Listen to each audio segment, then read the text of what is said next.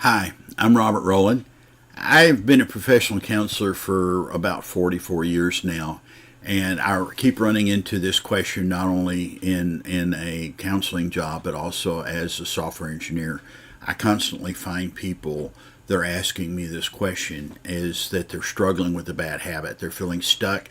They feel like they can't get rid of it.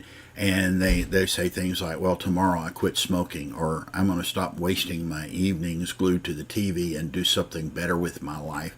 And yet, tomorrow never comes. And this is why New Year's resolutions often fail. As I write this, it's the 15th of January. By 2 weeks into January, most people have already given up on their New Year's resolutions. It's amazing how you go to the health club and it's just packed in January, and by February nobody's there because everybody's already get up on getting healthy. And if you're over 50, you may feel like by now that your habits are set in stone, and you go around telling people, well, old dogs can't learn new tricks. But the truth is that you can build new habits at any age, and it's kind of like flipping on a light switch. So let me explain that a little bit, because once you get the lights on, the darkness kind of leaves the room. So let's talk about why bad habits are tough to break. Well, the reality is bad habits are tough to break because every time we do a new action, it builds a little wrinkle on our brain, and you see kind of a wrinkled brain there. And brain surgeons even say that if they're touching the part of the brain that deals primarily with memory, that very often their patients wake up after surgery and they can recall that they had a vivid experience of something that happened 40 years ago that they had totally forgotten about. And it's because they touched a crease where that memory was stored. Now, there are physical creases that we can see sometimes with the aid of a microscope, but then if you want to, just choose to think of it as neural pathways. So you got all these neurons, kind of those bright points in the diagram you see on your left. And to get from one point to another, you've got to travel through a series of these neurons, and that series of neurons is called the neural pathway. Think of it like this. A number of years ago, we built our house here in 2003, and shortly after we'd been here, my wife talked me into getting our kids a dog. And I wasn't really wanting a dog because it's just one more thing to worry about, but I'm more of a dog guy than a cat guy, so I went out one day and I found a Cocker Spaniel that I fell in love with. We brought him home, and he gave us a lot of joy for a lot of years. But what I was amazed at is when he would stay out in the backyard a lot during the day, and every time he wanted to go from the back of the house to the side of the house, he always took exactly the same route. This dog only ended up weighing between 11 and 14 pounds, but he quickly wore a trail through the San Augustine grass, and then the dirt became hard and packed, all from a little tiny dog walking, and that just kind of blew my mind. Why wasn't my yard any more resilient to that? But he walked back and forth thousands of times every week. And that little 11 to 14 pound dog left first of all a dent in the grass, and then he left a hardened dirt trail, and then it became a really packed dirt trail. The same thing's true when you and I do a new action, or we have a new thought. Whenever we repeat it, we start out just kind of making the grass lay down in our brain, and then after that we wind up going from bending the grass to building a dirt path, and then the dirt path turns into a dirt road, and the dirt road gets paved over with asphalt. And if we keep doing the same activity, the asphalt 2-lane road becomes a 6-lane superhighway. In other words, the more often we repeat something, the more easily we repeat it again, because we started out with this one little neural pathway. Now we have lots of pathways between it, and we used to have this one little narrow path where everything had to be perfect to go down that path, and now it's just the lazy thing to do to get on the freeway entrance and zip down the freeway, and it becomes really, really easy to do it.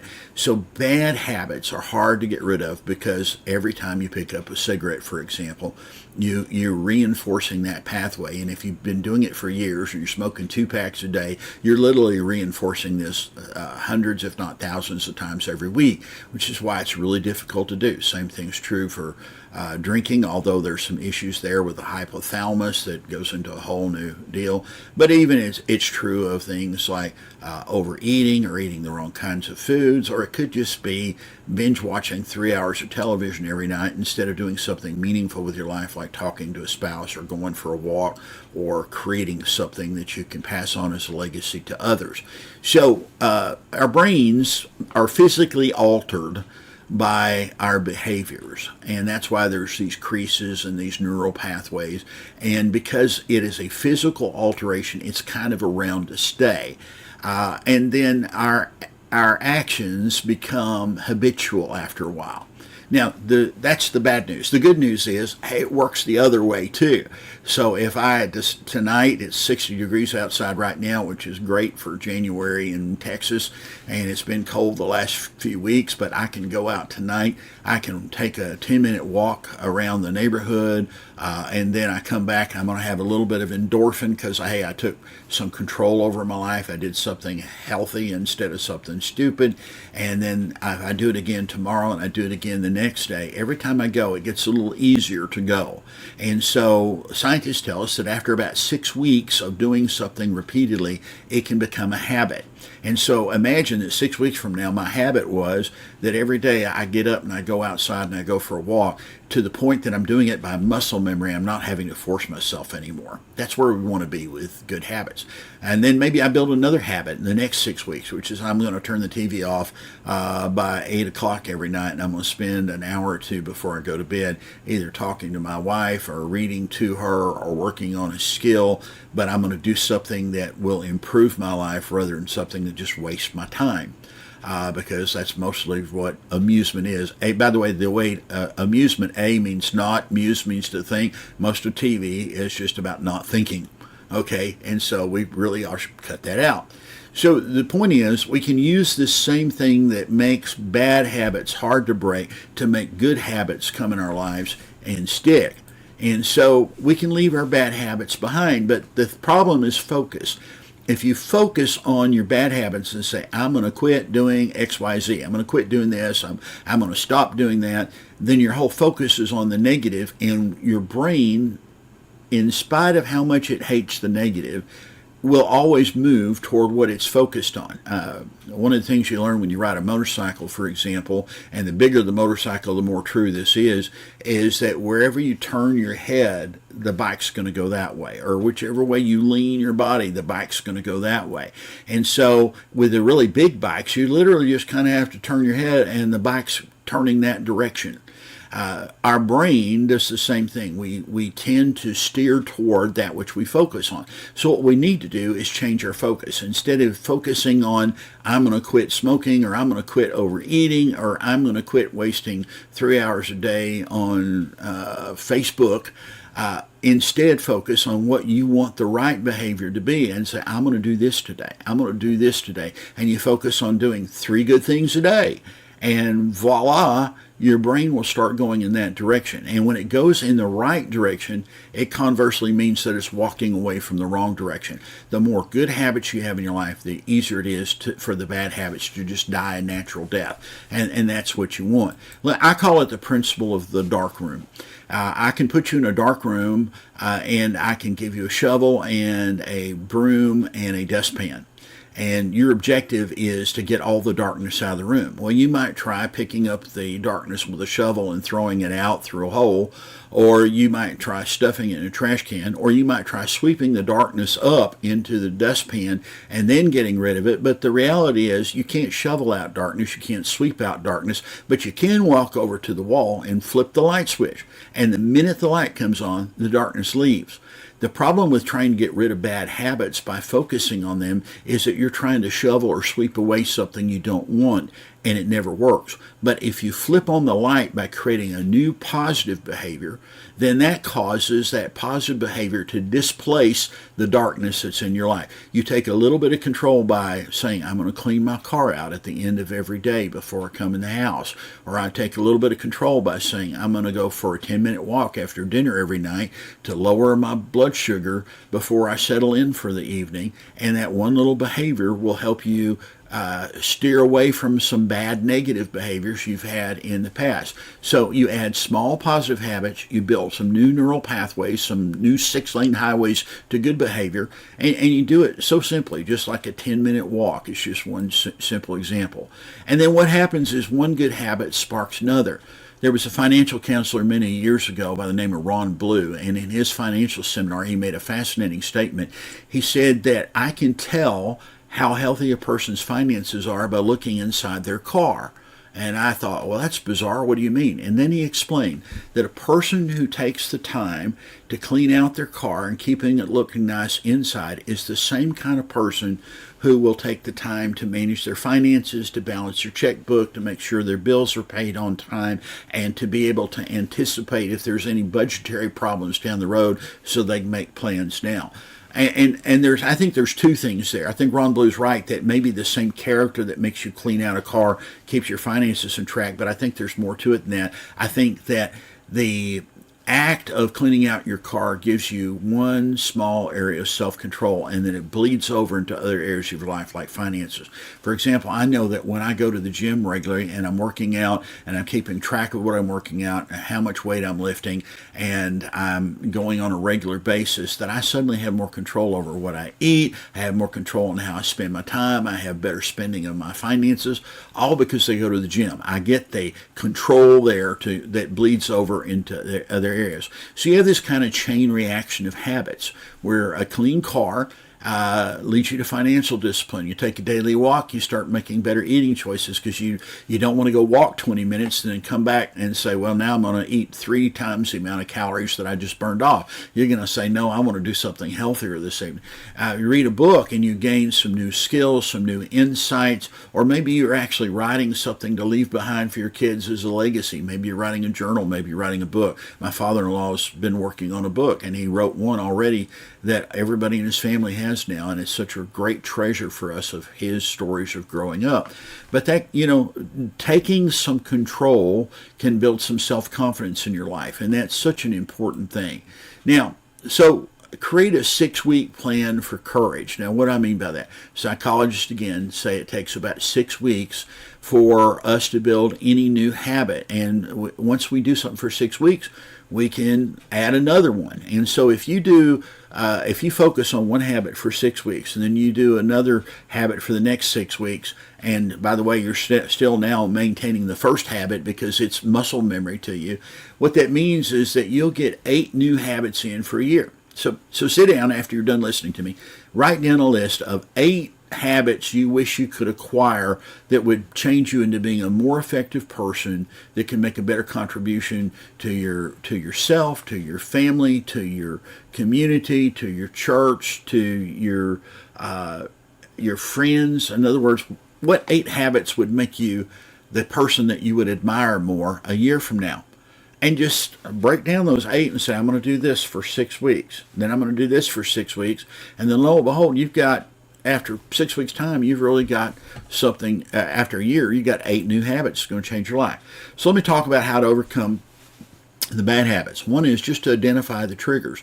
Some things we do because there's something in our life that triggers them. My dad, when I was growing up, was a chain smoker. He was at least 2 packs a day, sometimes more. He bought cigarettes in a carton.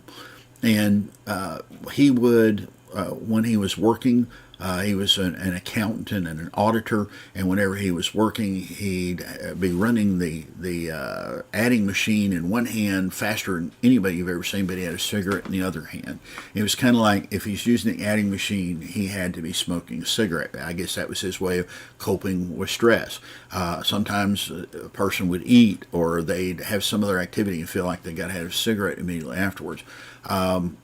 Similarly, I get emotionally triggered. I have a fairly stressful life in a lot of regards because I'm a type A personality to begin with, and I have a career and an avocation at the same time, and they always both demand a lot of me. And so when I get stressed out, sometimes if I'm stressed out and I'm hurting from physical pain, I just feel like the only 2 words in my vocabulary are comfort food.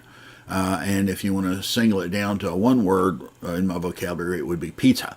And so I think, well, if I just need some pizza. If I eat pizza, I'll feel better.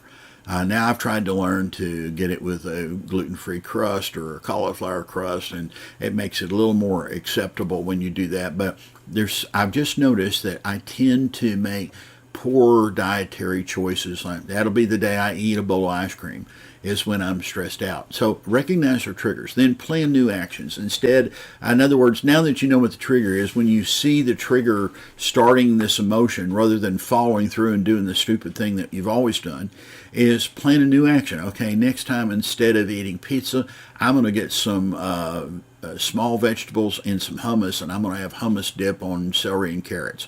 And that becomes a new behavior. Or you say to yourself, I'll order a pizza, but I'm going to get one that's crustless. And I'm going to cook it, and I'll eat, basically the toppings, but I'm going to eat it without the crust. Or you can say, before I put a cigarette in my mouth, I'm going to take at least a 20-minute walk. And then I'll reevaluate whether I still have to have a cigarette or not. And don't smoke while you're walking. And so the point is plan a new behavior to put in, and then track your progress. When I lift weights, I have an app on my phone, and I put in how many reps I did, how many sets I did, what weight I lifted, and it tracks my points, kind of gives me a score on the effectiveness of my workout. And when I leave the gym and I see that I spent 2 hours lifting weights, I feel really good about myself. Similarly, I have an app on my phone for when I'm doing intermittent fasting or longer fasting, and it tracks how long has it been since I fasted, and then it tells me at the top of the page on my fasting tracker what's happening. What happens in your body after you fasted 12 hours? What happens after you fast 24 hours? What happens at 36 hours? Because that's typically when your glucose and your insulin are starting to drop to new lows, and this process called autophagy sets in. What happens if you go 72 hours? Because there's a whole new set of things that kick in at about 72 hours. Well, that motivates me to keep fasting sometimes within healthy limits. But track your progress, because if you write down what you're doing and you can see the progress, it gives you an extra sense of satisfaction, I guess, that helps you think, okay, I want to repeat that again. And then celebrate your wins. Find something you're going to do. Maybe if you have a bunch of small wins, for example, you went a whole day without smoking, then take the money you would have spent on cigarettes and put it in a just for me have fun slush fund, or you put it in your vacation fund, or you take that money and you go out and you take your wife to a movie that you'd like to see in a theater on the big screen. The point is, celebrate a small win, because rewards activate this part of our brain called the reward center, and we're motivated by getting rewards. So don't just get motivated by this idea of I'm going to feel better, but reward yourself in some small way, and that really helps. We raised 8 children, and we had consequences on a chart in our kitchen for bad behavior, but I learned over time that it was more effective to praise children for doing right things than it was to correct them for doing wrong things. Now, it doesn't mean they do something stupid and they didn't get caught for it and maybe appropriately chastised for it. But as I praised their godly behavior more, that was what motivated them. Kids are motivated by praise. Your wife is motivated by praise. Your husband is motivated by your respect for him. So give people what they're motivated by, and then you don't have to work so hard on negative behaviors. And that includes me, myself. So if I'm motivated by tracking my workouts, I ought to go work out and track it, and then I feel good about myself. And then finally, gradually increase. You don't have to start with walking 3 miles a day and getting all 10,000 steps at once. Just go on a 20-minute walk. Start small. Then don't give up. You don't give up. And think about this, that if you don't give up for 6 weeks, you got a new habit. You start another one, and another 6 weeks, you got another new habit. And within a year, you've got 8 new habits that could potentially take you from being an unhealthy person who's a bit of a slob to looking trim, or at least feeling good and feeling like you can do the things you want to do in life, and you might even get a promotion at work. And all of this happens depending on what your 8 new habits are. So don't give up. and keep going, and 8 new habits a year is a big deal. And then just replace, look at some of the negative habits. And of course, there's 100 examples here, but just as 3. Maybe instead of smoking, you take a walk, and you're not going to smoke till at least you get back. And maybe that's just 1 less cigarette a day, but that's a start, right? They say that every cigarette has a tendency to take 11 minutes off your life. So if you postpone 1 cigarette, then you've gained 11 minutes of your life. Or you can do some deep breathing, or you could go do something with your kids, or you could go fly a kite if the day's windy. If you like eating high glycemic carbs, and listen, I have a sister-in-law that makes the best chocolate pie in the world, without a doubt. Similarly, I have a wife that makes this thing called Christmas pie every year at Christmas. I love those things, but I can't do them all the time. But I can get some chopped up vegetables and dip them in hummus, and actually it's something that's good for me.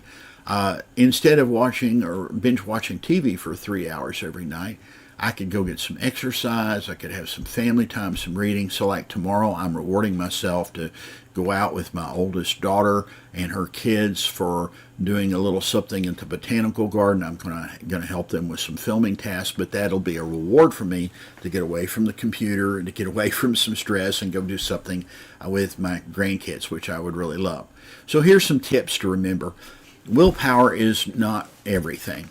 A lot of times we get frustrated because we think, oh, I need more willpower. I got to have more willpower. And the problem is that when you emphasize I'm going to have willpower, what you're saying is no matter what, I'm going to keep my determination. And that gets exhausting after time. It just gets tiring. And so instead, change your environment, go somewhere that's more supportive, change your friends if necessary, and get people around you who can be supportive of doing good things. Maybe they'll go play disc golf with you at the park, and that's a great way to spend a couple of hours walking outside in nature and have a casual talk with somebody and not realize that you're having exercise because you just think you're having fun. Build some support. Rewrite your self-talk. Instead of saying, here's the things I'm going to get rid of, talk about, here's what I'm becoming. I'm becoming fit. I'm becoming focused. I'm becoming intentional in how I spend my finances. I am working at improving my muscular structure because I'm going to become a 70-year-old who doesn't need walkers and wheelchairs. I'm going to be an 80-year-old that still is doing ballroom dancing with my wife. And you're focused on a different kind of self-talk instead of just saying I'm not going to do this anymore. I'm not going to be fat and overweight anymore. I'm not going to be coughing up my guts all the time anymore. Focus on the positive, and then find some accountability. Now, my wife's a great accountability partner, and she will ride herd on me when she thinks I need to be eating a certain way. But I think it's also good to have somebody else who's not your spouse, but preferably someone of your same gender who, as a friend, will keep you accountable. So I have a friend like that named Jim. I have another friend like that named Wayne. And if I ask them, I want you to keep me accountable that I'm doing such and such, then they'll do it. And then visualize your future self. What do you think you can become in a year from now if you build 8 new good habits? And create a picture of that in your mind and keep going toward it. Because what you focus on is what you're going to do. And then finally, just remember, start small. One of the problems that everybody gets into with New Year's resolutions is we make 20 of them. We've got financial goals, we've got physical goals, we've got mental, personal self-improvement goals, we have dietary goals, and we have career goals. The problem is every day we get up and we look at that and think, oh my word, I'm overwhelmed. And so New Year's resolutions typically do not last past the 15th of January. And for that reason, just say, I'm going to do one small change. Today it's a 10-minute walk. Or today it's turning off the TV an hour earlier before I go to bed and doing something worthwhile with that time. And start small, change your life. Try to make one new change about every 6 weeks, but hold on to each change for 6 weeks, and you'll be amazed at how different your life is. Now, if this has been helpful to you, please like the video, which will force YouTube to push this out to other people who are also trying to figure out how to overcome bad habits in their life. And also, please subscribe to this video. This channel focuses mainly on people 50 and above, but it has good stuff for everybody. And it has valuable advice for what nutrients you need, what kind of exercise to do, career advice when you're forced to have a career change in your later life, and a whole host of other things. because my goal is to make you have successful and have the best shot at your best years being the years after 50. So I hope that you'll do that for me. Subscribe, like, and maybe turn on the notification bell for a channel so you get each new video when it comes out. Thanks for spending time with me. God bless you.